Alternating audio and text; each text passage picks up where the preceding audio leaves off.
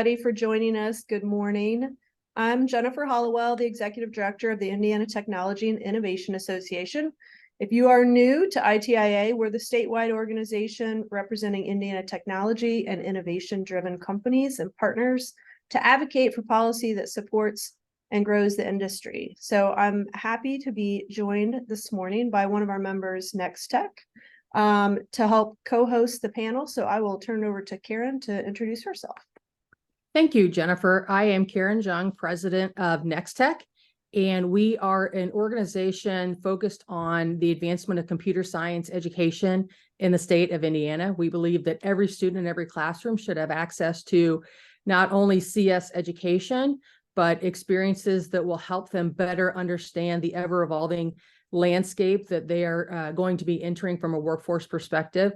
We are proud to be a member of ITIA and a proud partner also of the Indiana Department of Education, and very much looking forward to this conversation today and the impact of AI as it relates to computer science education. Awesome. And I think at this point, we can go ahead and get started. What we'll do is have each of our other panelists go ahead and introduce themselves and share a little bit about their background, and then we'll dive into some prepared questions. And then we will also, if you have other questions that come up, please feel free to share those, I believe, through the chat, if I'm not mistaken, and we'll get to those. So, all right. Dr. Jeter, you want to go first? Sure, I'd be glad to. Well, first of all, I am in a hotel room in Evansville, Indiana, preparing for some events down here in southwestern Indiana. But when my team and you all reached out to offer this opportunity, there was no way I was going to miss it.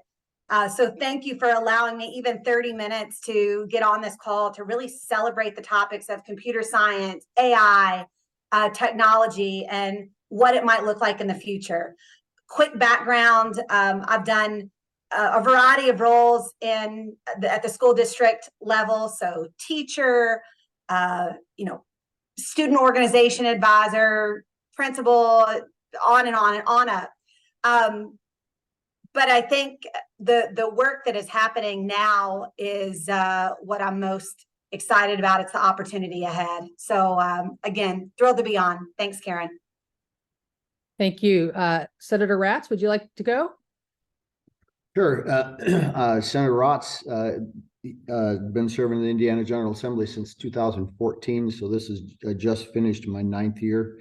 And there's no shortage of necessity to keep on our K-12 education system to make sure our students are prepared for tomorrow. So I think it's a never-ending job, certainly. And we look at computer science and AI and what's on us or upon us, I guess I'd say, with AI, knowing that some say in the industry it's going to transform us much like the computer did in probably 1990 or so when PCs became available to small business and at a reasonable price. Is the same thing as cell phones. And so what does that look like and what do we need to do? It can be a daunting task to make sure we're getting I'm sure Secretary Jenner would agree with me, making sure that students have the necessary academic skills, but how do we prepare them to transition into the workforce or even into higher ed is what's upon us. And so we got a tall task to wrestle with here. So glad to be here this morning. Thank you, Senator. Dennis Trinkle from TechPoint. Would you like to introduce yourself? Good morning, everyone. Pleasure to be with you. Dennis Trinkle, Senior Vice President for Talent Strategy and Partnerships with TechPoint. And I think that with an eye to the mid and the long term, this is a really important conversation for Indiana. So excited to be part of it this morning. Thank you. Pat, and I apologize if I mispronounce this, Yongpradit? Yeah, Karen. Hi. Good job.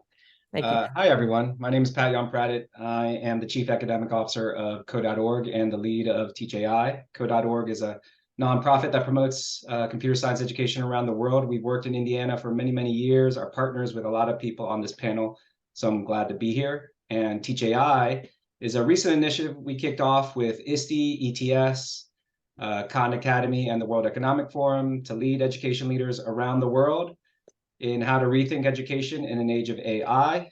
And I'm glad to talk about both computer science and AI today. Thanks, Pat. And last but not least, we have Jake Miller. Hi, yes, Jake Miller here, founder and CEO at the Engineered Innovation Group. I'm a 20-year veteran software engineer and architect myself. I don't get too hands-on in code anymore as much as I would love to. But my company focuses on emerging technologies, and we work with organizations big and small to understand what the impact to their organizations means, how they could leverage it to improve their business, their efficiency, and really stay ahead in the market. Super excited to be here.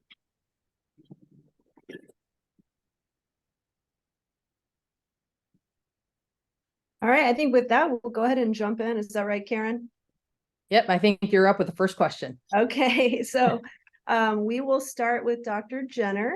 So with the spotlight on reimagining high school for Indiana students, can you give us an update on where we are and how computer science and technology and AI are being discussed and incorporated into that? Sure. Right now, the conversation that is happening throughout Indiana and even really across the nation is, if we have students for 4 years of high school, how do we maximize the value? How could it look differently to make sure the pathways were more streamlined, whether a student's going into enrollment, employment, enlistment? Considering that, we also have to acknowledge that really high school in America and how it looks has not changed for over 100 years. So our high schools look about the same. In fact, all of us on the call who went to high school, it still looks pretty similar with a few added benefits here and there, probably.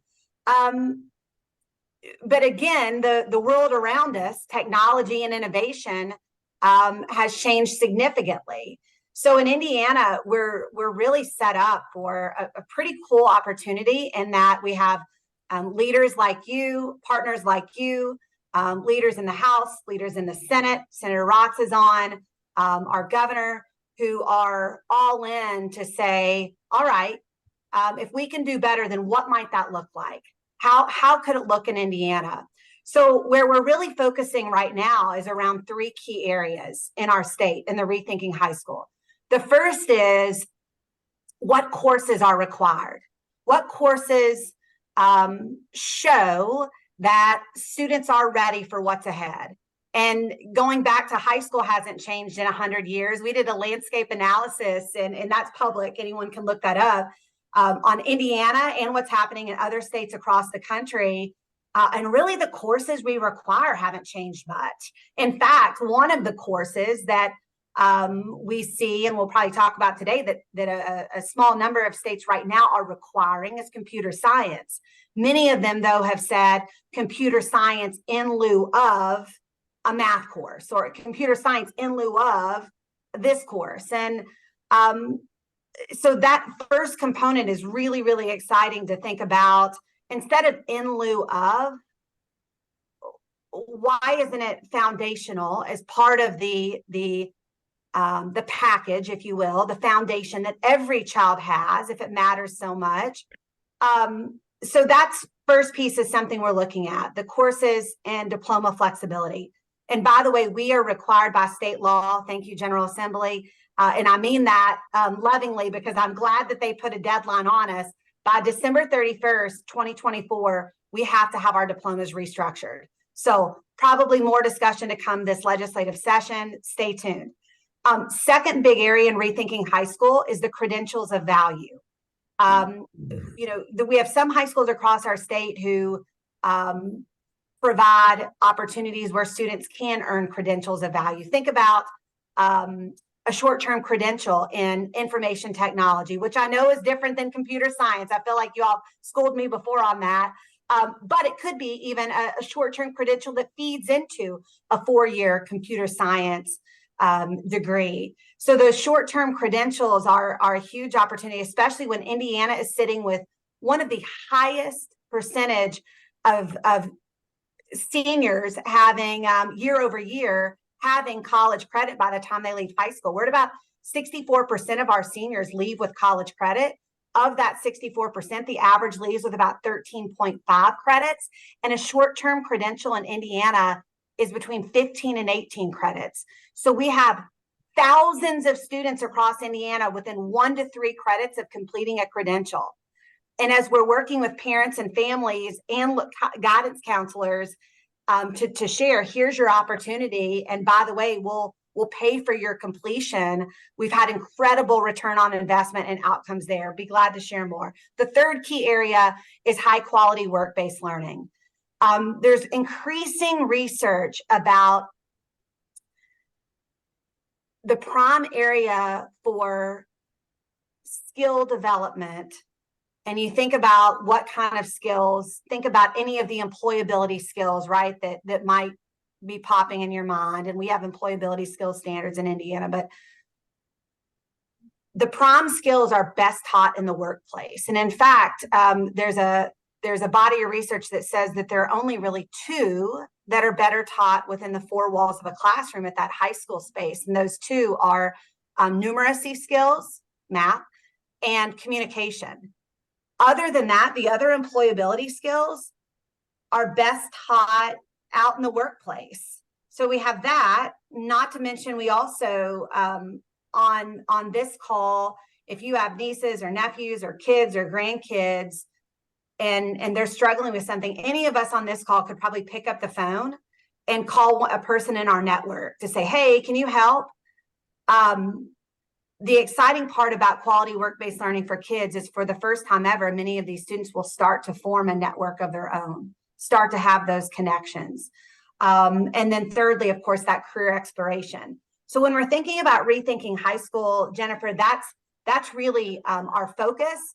And of course, on the work-based learning as well, you know, how might we support our upper 11th and 12th grade high school students to get into some of these tech companies, to see their fire of purpose, quite frankly, be lit. It's exciting to think about. But digging in specifically a little bit more to computer science, code.org, and Pat, I'm sure will share a lot more. Pat, I won't steal your thunder, but I am really pumped to have code.org's report come out on November 1st. That will really level set where we are in the nation. And I love competition amongst states. And I think when one state goes, it pushes all of us to go. All boats rise, if you will. So what we see is in this report, and again, I will not steal Pat's thunder, but I'll hit a couple of things. Number one is Indiana fares very, very well. And still there's that old saying, often pleased, but rarely satisfied, right? We're doing very well, but there are a few other things that we can do that will benefit not only our students, but our state even more.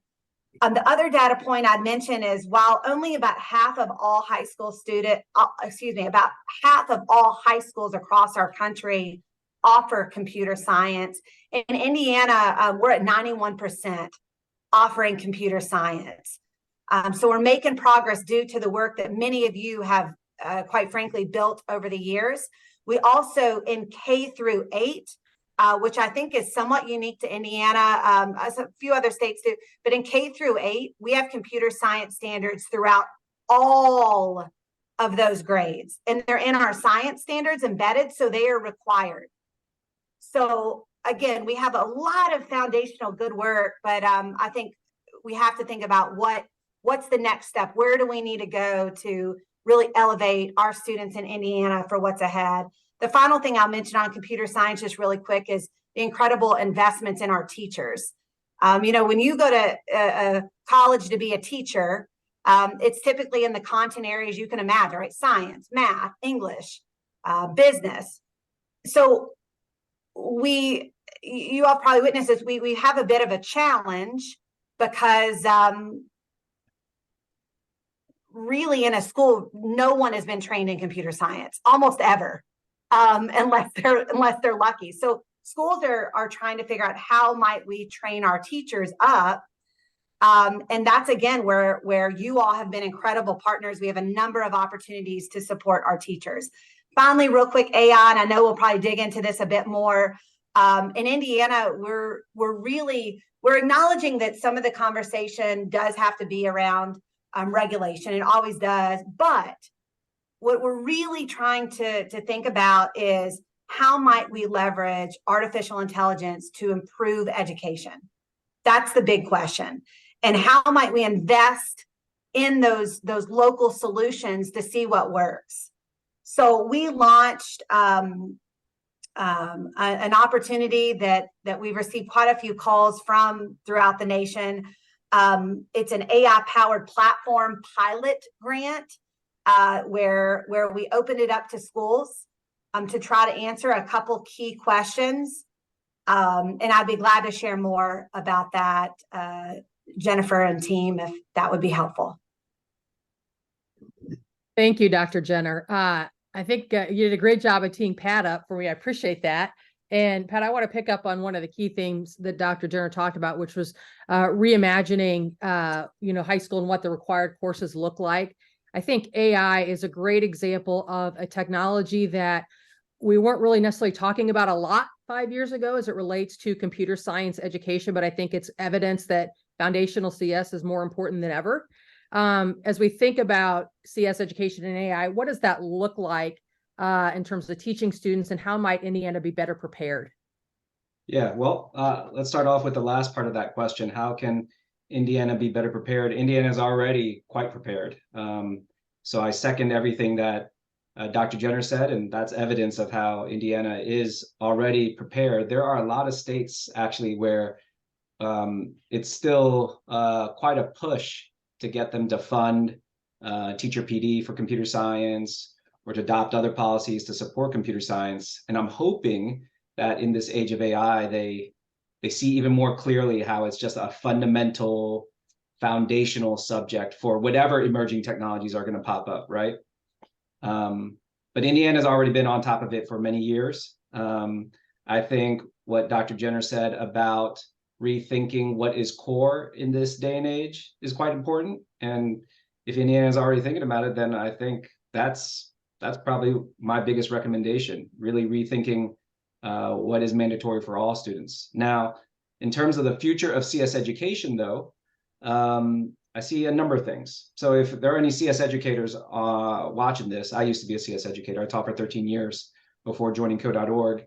What we need to do is not only teach about AI in computer science and actually other subjects, but also learn how to teach with AI in computer science. And what that means in particular is embracing the idea that these generative AI tools can actually create code versus returning to like the 60s when we would just write code with paper and pencil because we're afraid that kids will cheat with these new tools. The fact is, more than 90% of developers code using AI tools right now. So if kids are going to graduate into that future, why aren't we teaching them how to use it well right now? Now, that does mean looking back at, like, actually for any subject, whether you're teaching English with AI, it means looking back at your standards, looking back at your goals, and trying to understand what exactly are you trying to get out of your course, what can be what needs to be emphasized and what could actually be de-emphasized. For computer science, language will actually become the new programming language. It's not about Java or C# or C++ or JavaScript or whatever. It's just language. And what that provides is a shot in the arm for computer science to expand to any subject, meaning that the social studies teacher can now count on any social studies student being able to not just create a PowerPoint, but also create a program in their class to simulate something about the Civil War or the, some other historical activity. And so what it does, it will branch computer science out to other subjects like never before. I know that in Indiana, we're great friends with the department there, that they've been already on top of trying to weave computer science into other subjects. I think AI will really turbocharge that work. So that's the future. And again, I think Indiana is doing a great job in terms of preparing for it. Thanks, Pat. I want to call out, we have several legislators who are also on today. So I just want to thank them for joining us. Senator Andrea Hundley, Senator Mark Messmer, Senator Kyle Walker, Representative Matt Pierce, Representative Sharon Nagel, and Representative Jake Tushka, I see are on. If anybody else is on, send us a note in the chat, or we will catch you in a minute. So turn it back over to Senator Raatz. Talk about how the legislature has worked to help modernize the education system and any plans, I guess, into the future, and incorporate some of the kind of tech and innovation into the classrooms. Well, I don't know how else I can, we've got some kudos from code.org, which is great. Thanks, Pat. And of course, Secretary Jenner's laid some things out. And so there's been a lot of conversation and collaboration in this space. I think the first thing as a state, we got to recognize that we need to embrace AI for the future, number one, and make sure that we're not, we need to be cautious, I suppose, as this thing rolls out and becomes part of our lives. But recognizing that it's not going anywhere and that we need to, as Secretary Jenner mentioned earlier, the system that we're under is quite antiquated. And so we have plenty of room and look forward to what the new diploma structure looks like. So it opens up, so we remove some of the requirements that we have currently, but still making sure that the basic things that students need to survive, reading and mathematics and things like that, there's proficiency there so that they can function in the world as well. Back in 2018, we integrated some computer science, at least in CADE, as Secretary Jenner mentioned. So we're 5 years past that, and 5 years in the technology world is antiquation, I'd say. And so continually making sure that we're updating and embracing, and I'm grateful for the alignment that we have with at this point in time with the Department of Education and the General Assembly, and moving forward and making sure that we're keeping on top of things. And so this is never going to change. It's going to be kind of a cat and mouse game, I'm sure, for the next few years, and probably for much longer than that. So making sure that we stay on top of it. And I think one of the things that Secretary Jenner mentioned is the high quality work-based learning opportunities, and making sure that we have opportunity for students to actually work in these fields outside of the classroom, gain credits, whatever that looks like when all that has to be worked out yet. But it's really an exciting time for us to change the diploma, give opportunities for students, and keep on top of the technology world all at the same time. Thank you, Senator. Dr. Jenner, I want to go back to, you'd mentioned a pilot grant for an AI-powered platform. Could you talk a little bit more about that and how you see that really working to improve student outcomes? Yeah, absolutely. So back late spring, a national partner reached out and said, hey, I think some state really needs to figure out how we can leverage the power of AI in education. And I think Indiana is the prime one to do it, which, it's always great when people say Indiana's the prime one to do it. Most of the time it's a good thing. And in this case, it was. And then simultaneously, I was speaking with Sal Khan of Khan Academy, who's launched Khanmigo, and one of his top pilots in Khanmigo happened to be in Indiana, in Hobart. So I picked up the phone and called their superintendent, said, tell me about how you're piloting Khan Academy. What is that looking like? She was beyond pumped, Peggy Buffington. And I said, okay, Peggy, you're excited about it. Can I talk to some teachers? So we hopped on a call, talked to teachers. The teachers were really pumped about, again, to Pat's earlier point, how we might leverage AI in all subjects. None of these teachers were computer science teachers. They were English teachers. They were math, science, like all across the board. And so hearing their excitement, we decided to launch this grant And we thought about it a number of ways, right? We thought, okay, do we open it up to all Indiana educators? Do we really open it up to a smaller group to try some things? So what we ended up doing is a competitive grant. I'm a big believer in rather than giving every school $2.47 per student, how about we look straight at where is the innovation? Let's invest big there. Let's track the outcomes, understand that investment, and then scale. So we launched with 2 key questions. And again, across all subjects, like Pat said, how might we leverage AI to increase high dosage tutoring for students? Because that staffing continues to be a challenge throughout our country. And the second question was, how might we leverage AI to it's essentially remedy the workload that teachers have? How do we get rid of some of the menial tasks so they can focus on key areas? We know we'll learn a lot more, but what we ended up doing is we awarded, and I wrote about this more detail, September 29th newsletter. So there's a lot more detail in there, but I'll give you a high level.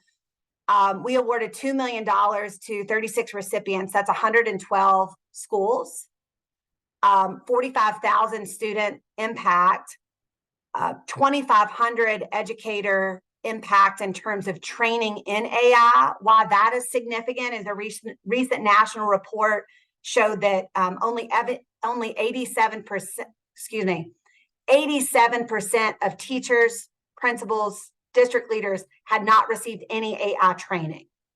I'm shocked that that's not higher. I'll be honest with you. I think it probably is much higher. But considering there has not been much training to touch on 2,500, work with 2,500 educators who will be trained, I think we'll learn a lot from that as well. So that is a really quick version of a really quick update of that grant, and glad to share more as helpful. And again, I have to hop off as you know, to head to an event right here in Evansville. But I cannot thank you enough, the partners on this call, not only the advocates who are advocating for technology and computer science and AI, but also, as Jennifer mentioned, the General Assembly members on both sides of the aisle in both chambers who really linked arms with us and said, we can do better in education. And then the final group that I have to mention is, of course, our teachers who are totally, in many cases, jumping off to something new that they've never known about, and now they're teaching about it. And again, that goes back to a point several people have made about the incredible importance of making sure we invest in that training for our teachers so that they can then invest in our students. So thank you. Thank you. Have a great rest of the panel. I'll probably listen in on the drive home. So Senator Raatz, be nice. Don't say anything that I can't rebut while on the phone. So, all right. Thank you. Dr. Jenner. Thank you, Dr. Jenner. Dennis, let's kind of turn it over to you for your perspective from TechPoint for the role of kind of computer science education and just a continuation, I guess, of this conversation as it applies to preparing for the workforce.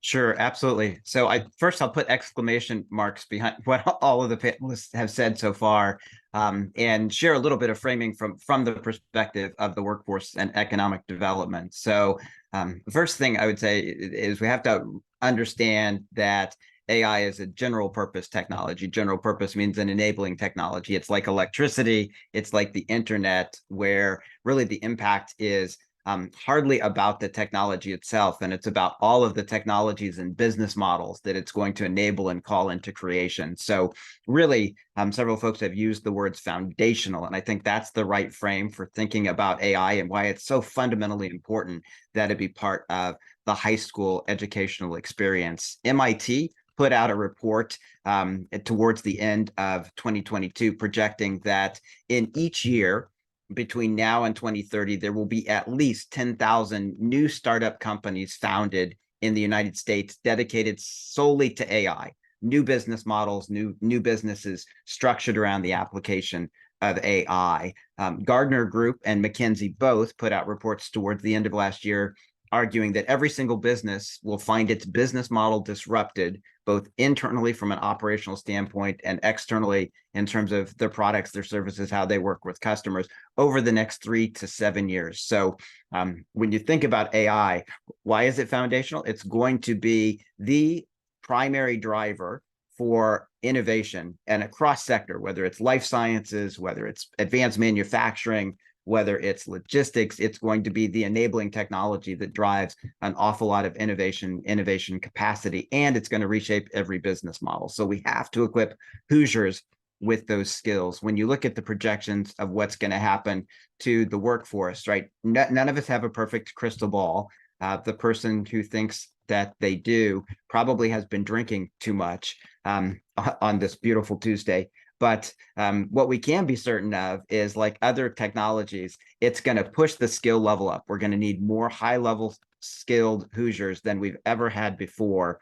And they're going to need foundationally skills in AI, not just developing AI, working side by side with AI, exactly as Pat said. Right now, it is already the case that 100% of businesses in Indiana are tech-enabled, and 92% of jobs rely on digital fluency. To be successful in your job, you have to be able to navigate digital platforms. You have to be able to interact with smart tools and so forth. AI is going to put steroids into that, and we've got to make sure that we are preparing future generations of Hoosiers to be able to do that. So the workforce is going to rely on this expertise. It's going to be an imperative. And I would also say, as the last thing I'll say on this as a reminder, is that it's not a destination. It's not like algebra, which is largely the same as it was in the 1600s. What it means to learn AI is going to be changing every year. So we're going to have to not only prepare teachers, we're going to have to consistently refresh teachers' knowledge so that they can stay relevant and on the leading edge.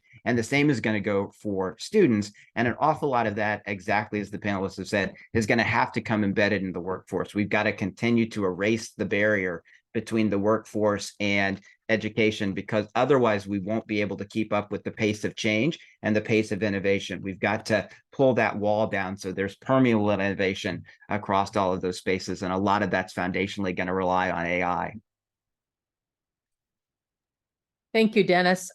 Jake, I saw you nodding a lot during Dennis's comments, and so I want to dig into those a little bit more. Obviously, your organization, the Engineering Innovation Group, is at the forefront of kind of AI application research, development, deployment, and touching on some of the data points that Dennis shared in terms of the growth of startups, the disruptive nature of AI, and he talked a little bit about skills. Could you maybe dive deeper into what some of those skills are that the workforce really needs? Every student coming out of high school and heading into post-secondary, what are some of those specific skills that we need students to develop? Yeah, absolutely. And at first, I'm going to start with, what is it going to look like in a year to 3 years that students and teachers will be interfacing with? Because the interfaces that we have with computers, to Pat's point, are going to change drastically in a very short amount of time.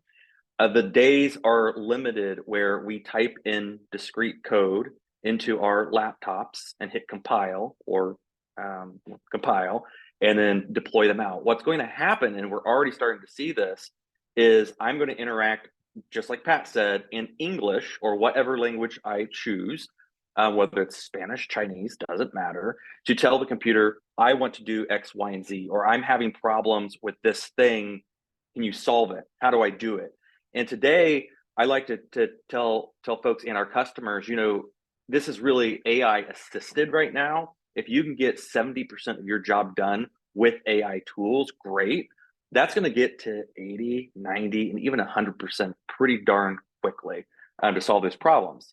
And so I put, actually, one more thing I want to share. Okay, so all this together, so we have natural language processing, we have generative AI. You bring all these AI technologies that have really developed over the past 15 years to become more mature. And what we end up getting is what we're calling interactive AI. So imagine that we have another panelist on this call who looks like us, talks like us, I mean, NVIDIA is releasing very soon MetaHumans, which is very high quality, almost digital twin version of a human face, backed with generative AI and natural language processing, where it's almost indistinguishable that that is another person. It just happens to be completely computer generated. That is going to happen. We're actually already doing work in that space, trying to drive that, starting with voice technology and then moving into the visual aspect. But it goes even further. Now those people are going to start doing sentiment analysis. What does it look like when I'm talking to you? It's going to understand, am I happy? Am I sad? Am I upset? So then you start thinking, okay, so if that's what it's going to look like, what does the workforce need? How's that going to apply to the workforce or the education system? Now, all of a sudden, I can at scale train people on interviewing skills. I can mock those interviews with them. I can have a augmented teacher. So we can have a teacher that's an expert in a very specific topic that maybe it's hard to find, and I can scale that across every school system. That's what it's going to look like. But in order to do that, there's going to be two things that we need. One, we still need computer scientists that understand how data works, how the actual hardware works, how to build circuits. Like, I don't want to de-emphasize how important that is, because right now in the workforce, we're starting to see a bigger and bigger gap between people that can build simple UI interfaces and people that can actually build hardcore engineering solutions. I see that gap getting bigger every year, and it actually frightens me because it's getting harder and harder to find those people. And then of course the second one's going to escape me. So I'll stop there. Dang it. So, I take it back. The second thing is exactly what Pat and Dennis were talking about, is people that understand what are the applications. How can I work side by side with the technology? So it's not just the foundational programming or computer science. Now every single person in the world becomes a programmer, and that's because natural language allows that to happen. Folks that do not know how to do that will fall behind.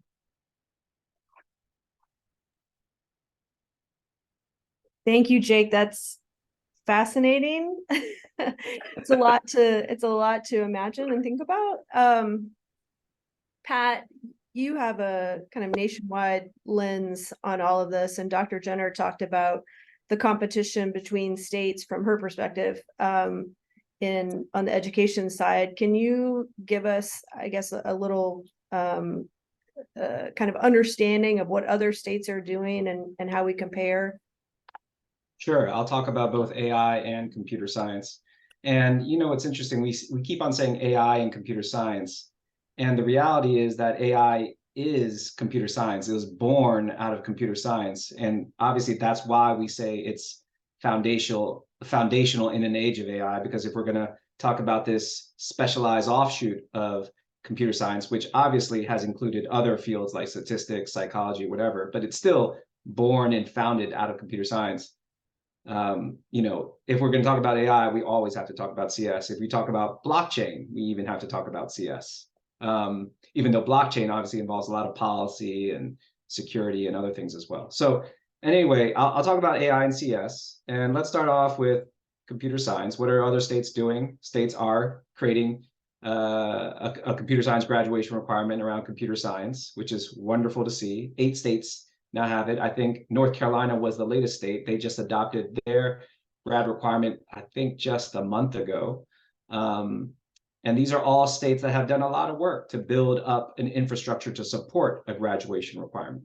And even in states that are working towards a graduation requirement in the longer run, they haven't shied away from establishing that goal and putting it in policy. So there are states that have adopted it, but it's not like they have it right now. They have a runway, which is like 2 to 3 years or 3 to 5 years from now. And obviously they fund it as well. So that's what other states are doing. I hope to see Indiana do that one day as well. I think that will help greatly with one key metric that continues to lag behind other metrics, which is gender equality in computer science. Right now, I think usually it's the national average is about a third of a class is usually young women. And at code.org, we have a whole Young Women in Computer Science initiative, because that continues to be 10 years into code.org. That continues to be one of the greatest gaps in terms of equality in computer science. When it comes to AI, there are states that have task forces at the government level, and these task forces are dedicated to education. I mean, there are always task forces for a whole bunch of things, but there are states like Hawaii and Illinois that have AI in education task forces. Education, I mean, there's the economy, but then there's the educations, I mean, just the overall area of work, but then education usually is like the second thing people think about in terms of areas that will be disrupted by AI. So it's important to have a task force focused on education. I'd say one last thing, there are states that have already created strategic plans and have put funding towards computer science and AI PD, really combining the two and making sure that the uses of money include both CS as a foundation and AI as a future skill. So those are a couple of things that states are doing that I would love to see Indiana do. Thanks, Pat. Senator Raatz, I think a collective agreement from everyone today that this is an important topic. We need to make sure that as a state, we lean into computer science education and the involvement and the inclusion of AI, or the focus on AI. What do you think are the barriers to making that happen for the state? I think you're still on mute, Senator. Sorry. That's okay. Pat had mentioned earlier, in some respects, Indiana's been out front, but we're lagging, I'd say, a little bit, and not a little bit, probably a lot. I'd like to be out front with this concept, certainly. A couple things that I'd like to say is we're going to need everybody's help in order to stay on top of this thing. The system itself is not nimble enough to be able to know what's happening in industry and incorporate that within the four walls of every school in the state, nonetheless, from a policy perspective. And I'm incredibly encouraged what's happening in Southern Indiana, that Secretary Jenner had mentioned, that there's no prohibition from doing any of this. It's a matter of consistency and making it part of what's possible for students to attain. I hope that through career coaching, that as Pat had mentioned, let me say that the gender issue, male, female, if we can get to students on a consistent basis early enough, that they'll recognize that, hey, AI or computer science, let's encapsulate the whole thing, is of interest to me, and find these pathways, experiment with them during high school, and then run with it post high school. And as well, one of the other encouraging things is the diploma structure that Secretary Jenner mentioned. We did task the department with creating a new diploma, and that leaves room for additional subject matter. As you know, as she mentioned, we're still running behind in all the structure we've been living under for 50, 60, 70 years, maybe 100 years. We got to change that. And then being nimble enough and having industry help us understand and keep on top of moving forward. And one of the things, some of us on the call, we were in Switzerland this summer and looked at work-based learning opportunities, their apprenticeship system, essentially. And one of the most fascinating things there that we don't do is they're plugged into industry, and industry's plugged into the K-12 system, and help them stay on the cutting edge when it comes to situations like this. And that's something that we're going to have to develop as a culture. So these things that we're talking about are incredibly interesting. We got a lot of work to do. The foundation is set. It's a matter of focus. And then in addition to that, being able to work with the industry on a continual basis to make sure we're on the cutting edge. I want every student in Indiana to find themselves in what they're going to do for a living. And in turn, that will help us as a state the economic engine will begin to roll as well. So if we can produce the talent and keep them within the four walls of Indiana, everybody wins. And so there's a lot to be done. It's never going to quit. This is just dumping gas on the fire for what we've kind of been doing anyway, but gives us a focus, I'd say, a much more honed focus on what it needs to look like in the next few years. So we got a lot of work to do. Yes, thank you, Senator Raatz. And I would say a couple of things, talk about how kind of challenging it is to bring in new requirements. And I'm glad that we're kind of rethinking the diploma process. I want to say to all of our ITIA members who are on, this isn't going to be an easy task. And if we want to see, computer science as a graduation requirement, like, we need everyone to be engaged and talking to legislators and helping make the case and understand. Because for some, it sounds like this is just one more thing we're adding on that is a burden. And so we really need to tell those stories. And then additionally, in terms of the plugging into workforce and education and those links, we've been asked by some of our legislative leaders and some of the ones who are with us today about how our companies that we represent can be more engaged and plug young people, high school folks into their organizations, and that's going to be a whole new kind of rethinking that Senator Raatz talked about, which they were studying in Switzerland. So anyway, with that kind of a lead into Dennis, maybe you can talk more about how we can expand these partnerships so that government and industry and educational institutions are all working together to make sure that we're going to have this workforce that we need. Absolutely. Yeah. And want to respond to that, Jennifer, on two levels. First, just anchoring why this matters so much. The stakes are really high, and don't want to go too high in the panel this morning, but there is no more important global issue than the development of AI in terms of economic development, geopolitical security, the future. I was in Japan representing the United States this summer on a panel around artificial intelligence, and the consensus in the room was that institutions are prioritizing gaining competitive advantage, right? So it's not just a question of how's Indiana doing with Ohio and Michigan.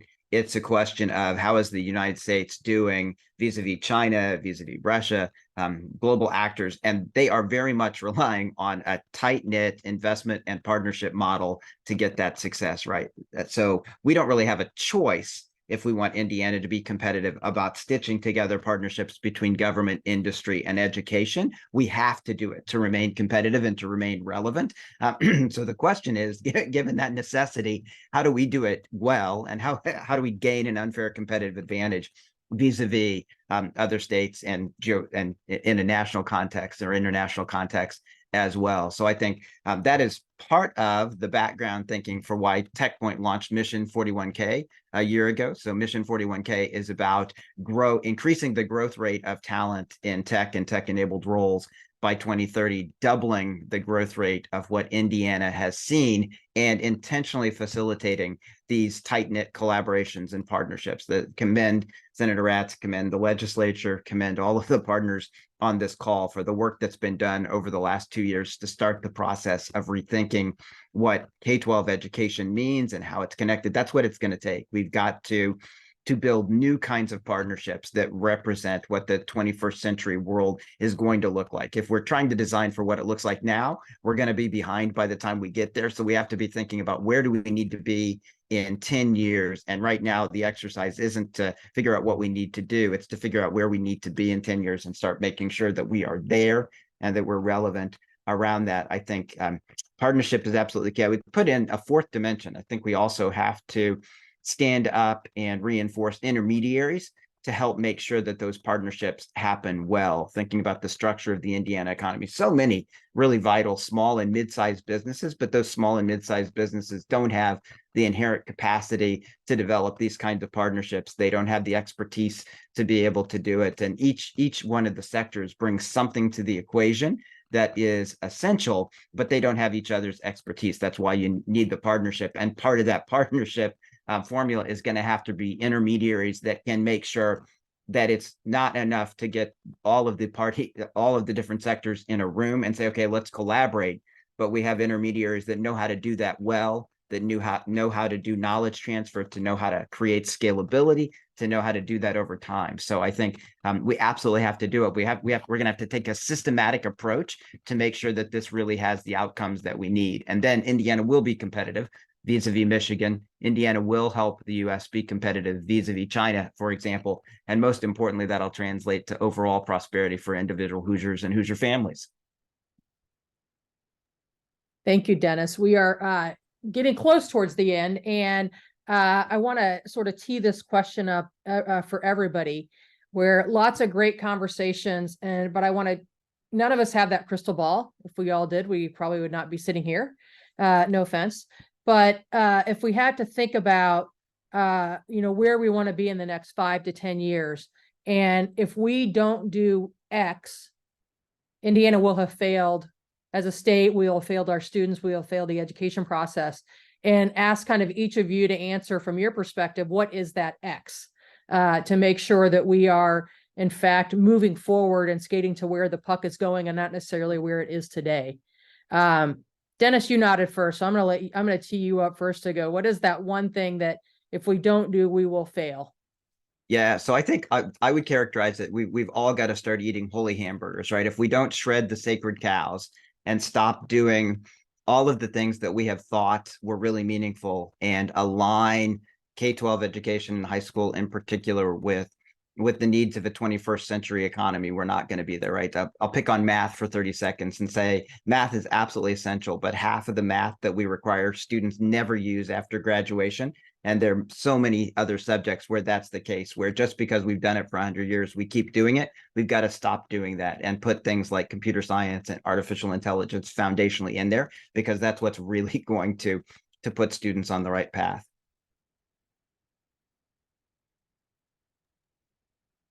Karen, could I jump in? You sure? I was trying to decide who to pick on, so I'll let you. I'm glad Dennis picked on math so I don't have to pick on math. So thank you, Dennis. Think about it. Kids take math every single day for 12 years, and we're just arguing for one measly computer science course in the age of 2023. And this would only happen in America, where we have such a decentralized system and we value our independence so much, even to the school level. And obviously, I love that. That has benefits. But what it causes is like having to make this argument over and over and over again at the state level, at the district level, et cetera, et cetera. Can we just kind of get over what Dennis said, like the sacred cows, and just think like digitalization of our world isn't going away. Just like kids know about cells because we're organic beings, and the world is a lot of the world is organic. Kids need to have a fundamental understanding of computing, computer science at minimum. All we're saying is at the high school level, obviously the secondary level, just one course, but really I'm hoping that with AI we get to like branch out computer science beyond that one course into other things. So what's the X for me? It's making computer science just a foundational expectation of the education system. Thanks, Pat. Jake or Senator Raatz, do you want to weigh in? It's like Jake. I just have to echo Dennis and Pat. I don't have a whole lot to add there. It's just so important. So I'll just leave it at that. I came across a statement from Vladimir Putin a few years ago. In 2017, he actually said it. I've seen it this year, but he said the nation that leads in AI will be the ruler of the world. And I suppose there's some truth to that statement, if not factual.